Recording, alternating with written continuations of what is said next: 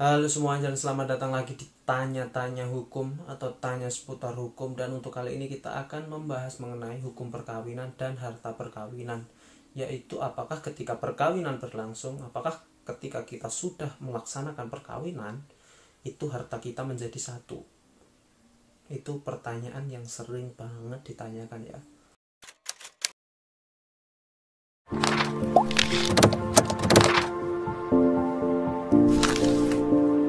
Mungkin dari kalian sering bertanya, yang pasangan-pasangan pengantin baru atau orang-orang yang baru nikah, yang masih belum mengerti mengenai hukum perkawinan, mengenai hukum harta perkawinan. Di situ pasti bertanya mengenai apakah harta perkawinan setelah kalian nikah itu harta kedua kalian, harta-harta kalian itu menjadi satu. Dan jawabannya itu tidak. Berdasarkan Undang-Undang Perkawinan Nomor 1 Tahun 1974 di pasal 35 ayat 1 menyatakan bahwa, ini saya bacakan sebentar ya, karena saya juga nggak hafal. Undang-Undang Perkawinan, harta benda yang diperoleh selama perkawinan menjadi harta bersama. Di ayat 1 menyatakan seperti itu. Jadi harta benda yang diperoleh ketika perkawinan berlangsung itu menjadi harta gonogini atau harta bersama.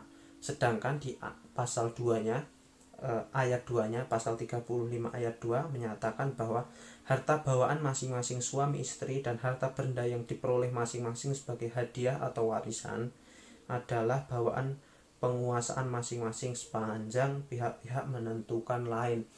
Jadi untuk harta-harta seperti warisan, hadiah yang diperoleh sebelum perkawinan itu menjadi milik yang memperoleh. Misalnya suaminya memperoleh warisan dari bapaknya sebelum perkawinan berlangsung, atau hadiah sebelum atau selama perkawinan berlangsung, itu menjadi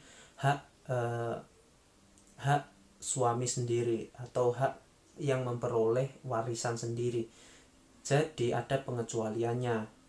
Ketika harta-harta yang diperoleh sebelum perkawinan itu menjadi milik sendiri, namun untuk harta warisan dan hadiah itu tetap dalam penguasaan yang memperolehnya. Seperti itu, tidak serta-merta langsung bercampur menjadi satu. Biasanya ketika ada perceraian itu biasanya dibahas ya, bagaimana mengenai harta gonogininya, diperoleh dari mana. Ketika itu diperoleh selama perkawinan dan atas usaha bersama, itu berarti menjadi harta gonogini dan harta bersama.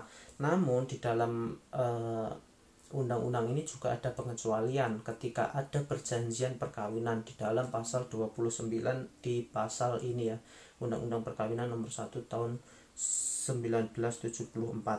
Di dalam pasal 29 ayat 1 menyatakan bahwa pada waktu atau sebelum perkawinan dilangsungkan, jadi perjanjian perkawinan dapat dilangsungkan sebelum perkawinan atau pada saat perkawinan berlangsung.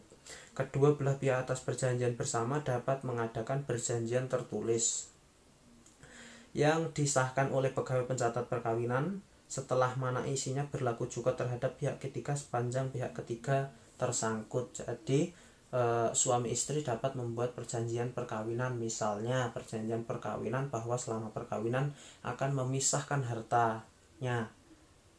Jadi pasal 35 tadi ada pengecualian ketika ada perjanjian perkawinan.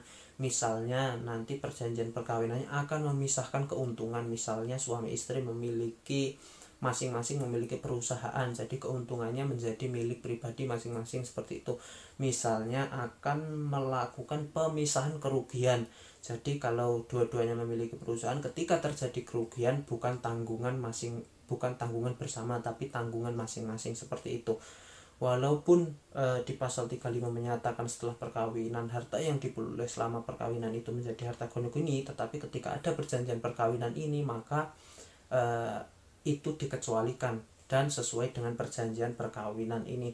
Namun perjanjian perkawinan ini juga harus dicatatkan ke pencatatan sipil, walaupun sebelumnya pencatatan atau perjanjian perkawinan ini di notaris juga ya. Jadi itu tadi penjelasan mengenai harta-harta pada saat perkawinan. Apakah harta ketika kawin itu menjadi satu? Jadi jawabannya benar, harta ketika perkawinan akan kumpul menjadi satu. Harta yang diperoleh ketika perkawinan akan menjadi milik kedua belah pihak, atau akan menjadi harta gonogini. Namun berbeda dengan harta warisan dan hadiah, itu menjadi milik masing-masing. Serta ada pengecualiannya ketika ada perjanjian perkawinan, tergantung isi perjanjian perkawinannya itu apa nanti. Jadi itu ya jawabannya. Dan seperti biasa ya, terima kasih, semoga bermanfaat. Dah.